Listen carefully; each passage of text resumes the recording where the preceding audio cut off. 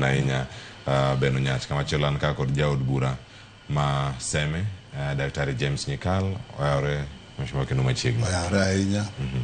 Yo maber. Wach mar math mano paro ma jona kado kelo. To kar math onego bedi ni nitie kamimethe.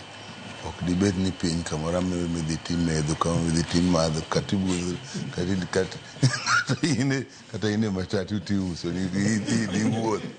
Avano onego bed ni achano ni adwa dhi metho kadhi kama adhi yude ma ji ong'eyo, nikech math en yath, udonje del utie del, miyo en ohala bende ma ji goyo. Koro nyaka wang'e ohala konyowa nadi. Math bende ng'ato neno kaka kelo gombo ne timona, to nyaka chik nyaka keti marito gimoro mondo ti kode maber.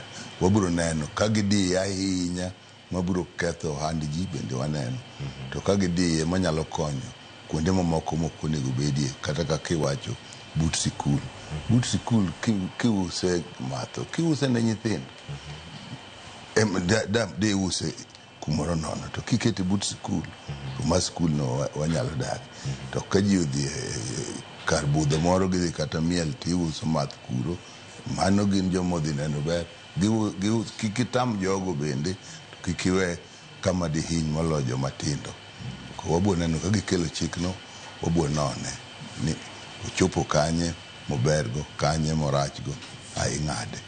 Duto magikelo kamoro ok nyal kadho kaka gino. Erokamano ahinya. Ni kuchopo chieng'